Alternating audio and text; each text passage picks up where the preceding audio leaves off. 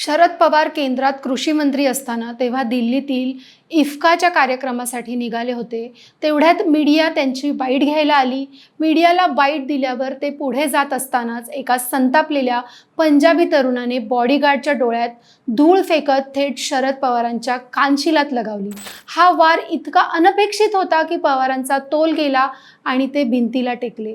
अवघा देश या घटनेने सुन्न झाला। मात्र त्यानंतर पवार काहीच न बोलता तिथून निघून गेले आणि तिथं असलेल्या सुरक्षा रक्षकांनी त्या संबंधित हल्लेखोराला पकडलं। पण या हल्लेखोराचं पुढे काय झालं? तो हल्लेखोर 8 वर्ष कुठं पळून गेला होता? त्याने केलेला हल्ला खरंच रागातून झाला होता की ते कुणाचं प्लॅनिंग होतं? तेच सांगते आजच्या या व्हिडिओमधून। नमस्कार, मी आरती शिंदे आणि तुम्ही पाहताय लगावबत्ती। 2004 ते 2014 या काळात शरद पवार देशाचे कृषी मंत्री होते। तो काळ असा होता की सामान्य जनता महागाईने त्रासलेली होती। वेळोवेळी माध्यमातून जनतेच्या आणि शेतकऱ्यांच्या प्रश्नांवर आवाज उठवूनही त्यावेळचा सत्ताधारी पक्ष त्यावर बोलायला तयार नव्हता। त्यामुळे लोकांच्या मनात एक प्रकारे चीड निर्माण झाली होती आणि ह्या प्रकरणाला आणखी हवा देत होता देशातला तत्कालीन विरोधी पक्ष भाजप। ज्या दिवशी घटना घडली तो दिवस होता 24 नोव्हेंबर 2011। शरद पवार दिल्लीत होते आणि शेतकऱ्यांच्या उत्पन्न वाढीसाठी काम करणाऱ्या Indian farmers fertiliser corporation limited अर्थात इफ्को कंपनीच्या कार्यक्रमाला निघाले होते। संबंधित ठिकाणी पोहोचल्यानंतर नेहमीप्रमाणे मीडियानं त्यांना गराडा घातला आणि प्रश्नांचा भडीमार सुरू केला। पवारांनी पत्रकारांच्या सगळ्या प्रश्नांची उत्तरं दिली आणि ते तिथून जायला निघाले। तेवढ्यात हरविंदर सिंग नावाचा एक चवताळलेला पंजाबी तरुण तिथं आला आणि त्याने मागचा पुढचा काहीच विचार न करता पवारांच्या कानशिलात लगावली। अचानक झालेल्या हल्ल्यामुळे त्यांचा तोल गेला आणि ते भिंतीवर आदळले। क्षणभर ते आश्चर्यचकितच झाले, पण घडलेल्या घटनेचा मोठा इश्यू न करता ते लागलीच तिथून आपल्या कामाला निघून गेले। दरम्यान या घटनेने दिल्ली आणि महाराष्ट्रात मोठा गोंधळ निर्माण झाला। बघता बघता संपूर्ण देशभरात ही बातमी पसरली। महाराष्ट्रात तर पवार समर्थकांनी त्यावेळी रस्त्यावर उतरून त्या हल्ल्याचा निषेध व्यक्त करायला सुरुवात केली होती। पुणे आणि बारामतीमधील लोकांनी त्या आरोपीला कडक शासन करा किंवा आमच्या हवाली करा अशीही मागणी केली। शेवटी खासदार सुप्रिया सुळे आणि त्यावेळचे राज्याचे उपमुख्यमंत्री अजित पवार यांच्या प्रतिक्रियेनंतर थोड्याफार प्रमाणात महाराष्ट्रातलं वातावरण निवळलं। स्वतः पवार साहेबांनी नंतर मोठ्या शिताफीनं ते प्रकरण सांभाळून घेत पोलीस त्यांच्या पद्धतीनं त्या प्रकरणाचा निकाल लावतील असं लोकांना सांगितलं। पुढे तिथल्या सुरक्षा रक्षकांनी त्या हरविंदर सिंगला पकडून पोलिसांच्या हवाली करण्याचा प्रयत्न केला। तेव्हा मोठमोठ्याने घोषणा देत हरविंदरने त्याची लपवून ठेवलेली कट्यार बाहेर काढली आणि मी स्वतःची नस कापून घेईन अशी धमकी देऊ लागला। तिथे उपस्थित असलेल्या एका सिक्युरिटी गार्डने हिम्मत दाखवून त्याच्या हातातली ती कट्यार हिसकावून घेतली आणि त्याला पोलिसांच्या स्वाधीन केलं। पोलिसांनी हरविंदरला अटक केल्यानंतर त्याच्यावर गुन्हाही दाखल करण्यात आला।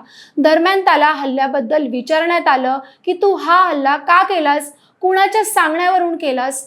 तर त्यानं उत्तर दिलं की मी हा हल्ला कुणाच्याही सांगण्यावरून केला नाही।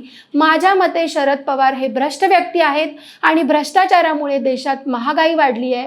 त्याचा राग आल्यामुळेच मी त्यांना मारहाण केली आहे। दुसऱ्या दिवशी हरविंदरच्या घरचे पोलीस स्टेशनला आले आणि त्यांनी तो मानसिकदृष्ट्या स्थिर नसल्याचं पोलिसांना सांगितलं। पुढे पोलिसांनी गरजेप्रमाणे टेस्ट केल्या आणि त्या टेस्टमध्ये हरविंदर मानसिकदृष्ट्या खरंच सक्षम नसल्याचं समोर आलं।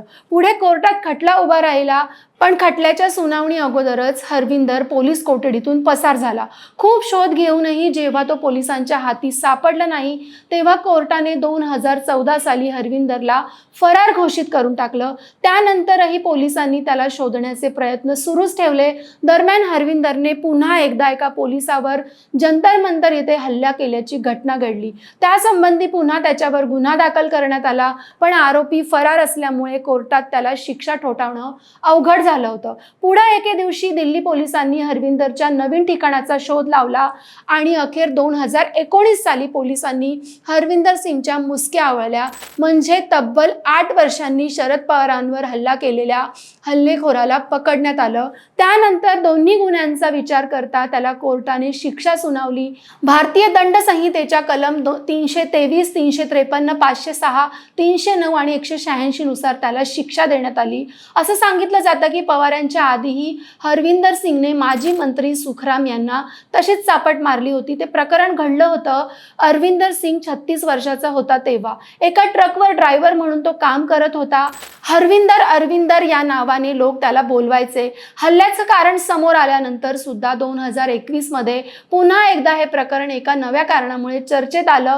शिवाय हरविंदर मानसिकदृष्ट्या पूर्णपणे सक्षम नसल्याचा अहवाल वारंवार समोर येत राहिल्याने त्याला दीर्घकाळ तुरुंगात ठेवण्याऐवजी उपचारांवर आणि देखरेखीवर भर देण्यात आला. आज हरविंदर प्रसिद्धीच्या झोतातून पूर्णपणे बाहेर आहे. तो आपल्या कुटुंबासोबत अत्यंत साधं जीवन जगतोय. पुन्हा अशा कोणत्याही हिंसक वादात अडकल्याची त्याची नोंद नाहीये. त्याने ज्या रागातून हे कृत्य केलं होतं तो राग आता शांत झाला असला तरी भारतीय राजकारणाच्या इतिहासात त्याचं नाव एका वादग्रस्त घटनेमुळे कायमचं जोडलं गेलं. बाकी या सगळ्या प्रकरणावर तुमचं काय मत कमेंटमध्ये नक्की सांगा आणि अशाच इंटरेस्टिंग माहितीसाठी लगावबत्तीला सबस्क्राईब करायला विसरू नका.